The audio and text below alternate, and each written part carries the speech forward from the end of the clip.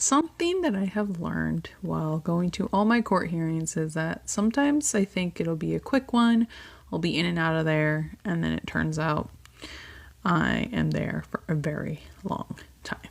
My name is Alejandra. I'm an attorney in the state of Washington. Don't forget to hit that follow button for more legal content videos. I'm not sure if any of you have experience where you go to court and you're thinking, oh, it'll be a continuance, it'll be this, it'll be a short hearing.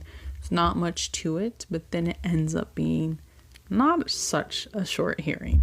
I get there with my client, we pick a seat, make sure that we're in the correct courtroom, and then I will check in with the clerk, let them know, hey, I'm here, the attorney for so-and-so, the client is here, and then we get ready. And 30 minutes goes by, maybe another hour, and we are still not called. And that's when I realized, well, I thought it was going to be quick, but it is not. The reason why is because it's a stacked calendar. Maybe there's more pressing things, and so they call it. Sometimes they call them in order, sometimes they don't, depending on the certain cases. They try to take interpreter matters first, just because interpreters are on the clock, and they might need to go somewhere else and interpret.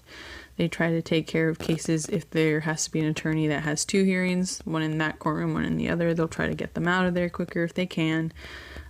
So it really depends. I always tell my client, they'll call us when it's ready. Don't fret. I try to pay attention regardless. I might check my email or my messages if it is an important one. But sometimes what I like to do, just because I'm also a newer attorney, is to listen to the arguments in the cases in front of me, because it might be a topic I've never heard. Even though I'm there for a really long time, I take that as an opportunity to sit there and observe how other attorneys speak, the arguments that they're making, what type of case it is. But sometimes, you're there for a really long time and you might get called last, so I try not to get too upset. Deep breaths, remind the client who is there with me, we'll get called, don't worry, we'll have our time. There's, they are busy calendars for a judge or a commissioner, and we can't change that.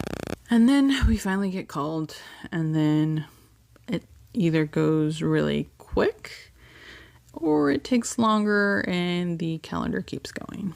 So it really depends. I will let you know though that it is exhausting. To be mentally alert and prepared, regardless if it's, I'm there for an hour, I'm there for 3 hours, I'm tired. I go home and I am done. Never trust that a court hearing can be quick, because